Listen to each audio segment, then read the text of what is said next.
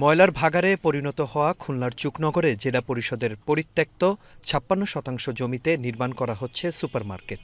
দৃষ্টিনন্দন এই মার্কেট নির্মিত হলে বাণিজ্যিক সুফল মিলবে ৩ জেলার মানুষের।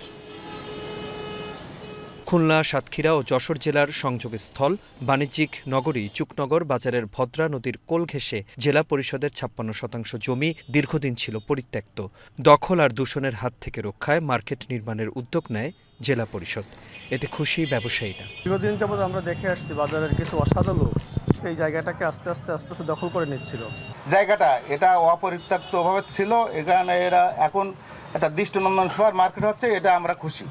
জেলা পরিষদ যে উদ্যোগ নিয়েছে এর জন্য জেলা পরিষদকে আমরা ধন্যবাদ জানাই। মার্কেট করতেছে এর জন্য আমরা অত্যন্ত খুশি। ব্যবসায়ীদের কথা বিবেচনা করে জেলা পরিষদ এখানে ছাদের একটা সুপার মার্কেট নির্মাণ করছে, যেটা ব্যবসায়ীদের মধ্যে একটা সাড়া ফেলেছে। জেলা পরিষদের কর্মকর্তারা বলছেন, মার্কেটের দ্বিতীয় তলায় বঙ্গবন্ধু স্মৃতি জাদুঘর ও বঙ্গবন্ধুর নামে একটি কমিউনিটি সেন্টার নির্মাণের পরিকল্পনা রয়েছে তাদের। নির্মাণ শেষ হলে দেখা যাবে যে এই ব্যবসায়ীরা খুব উপকৃত হবে, তারা ওখানে ব্যবসা করার জন্য আগ্রহী হবে, উপকৃত হবে, বাজারের পরিসর বাড়বে। চুকনগর বাজারের এই মার্কেট থেকে একদিকে যেমন সরকার পাবে রাজস্ব, তেমনি কর্মসংস্থান হবে ২ থেকে ২.৫ হাজার বেকার যুবকের। আনোয়ার রাজ, এশিয়ান টেলিভিশন।